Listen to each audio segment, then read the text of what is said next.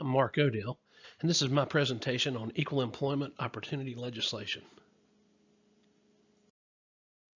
There are laws in this country set up to protect the rights of employees. Presented here are a list of 7 major EEO laws enacted in this country since the 60s.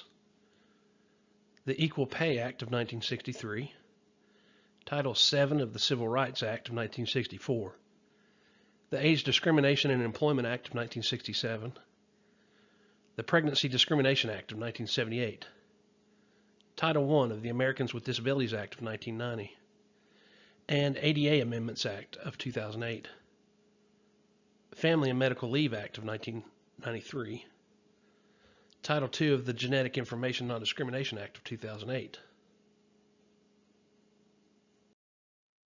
EEO laws came about in response to the need for equal treatment for employment in this country.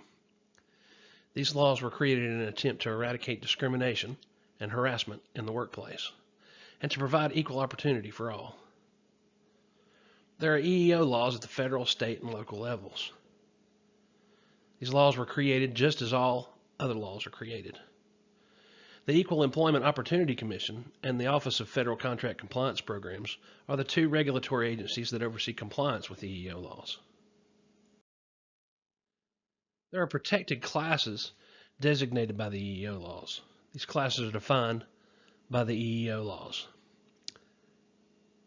religion, race, sex, including gender identity and sexual orientation, color, national origin, disability, veteran status, age, pregnancy, genetic information.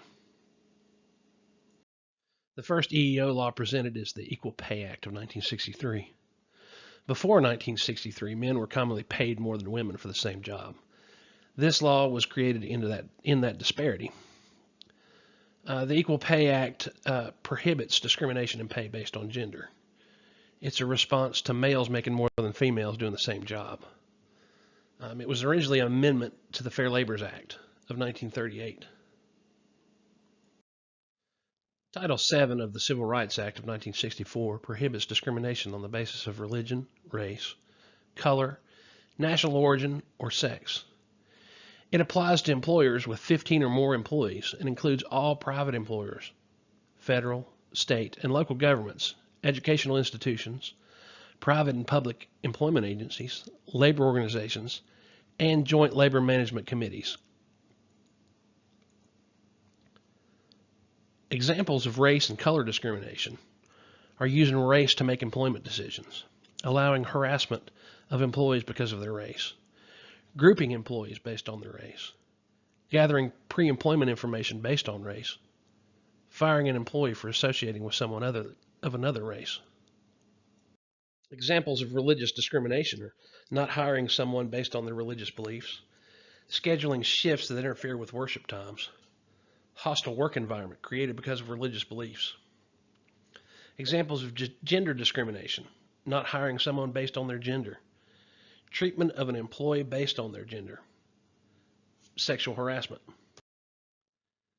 Examples of national origin discrimination, treating an employee differently because of their ancestry, ethnicity, or accent, treating an employee differently because they associate or are married to someone of another nationality, assuming someone is of a certain nationality because of physical appearance, cultural, or linguistic traits. The Age Discrimination in Employment Act of 1967 was created to protect workers 40 years of age or older from employment discrimination. Before this law was passed, employers preferred younger employees over older ones and discriminated as such. Older workers were terminated to avoid having to pay retirement benefits, for example.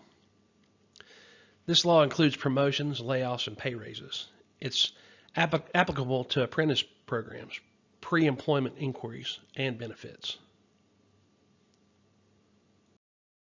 The Pregnancy Discrimination Act of 1978 forces employers to treat pregnancy like any other medical condition or short-term disability. It was originally an amendment to Title VII of the Civil Rights Act of 1964. Title I of the Americans with Disabilities Act of 1990 was created to provide equal employment opportunities for Americans with disabilities. It protects disabled Americans from discrimination in employment decisions based on their disability. After later court cases watered down the language of the ADA, Congress passed the ADA Amendments Act of 2008. This act made clear the language of the ADA and clarified definitions in the language of the law.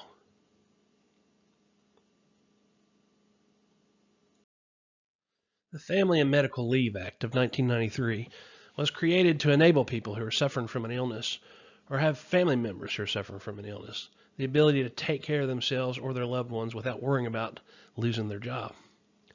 The FMLA was amended in 2008 to allow leave for family members of soldiers who are about to go on active duty.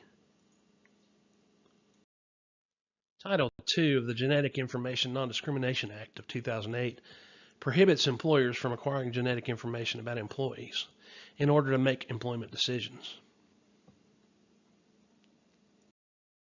As a Christian working in human resources management, the challenge is large. The exceptional thing about human resources as a career field is how adaptable it is to Christian philosophy. A Christian in human resources management has the opportunity to help and serve people. Alternately, a Christian HR manager is also faced with multiple variables that are wholly secular. In order to synthesize personal Christian beliefs with the daily encounters of everyday life, an HR manager needs to be mindful of the laws protecting the protected classes. A Christian HR manager should live by their faith, but not infringe upon the rights of another.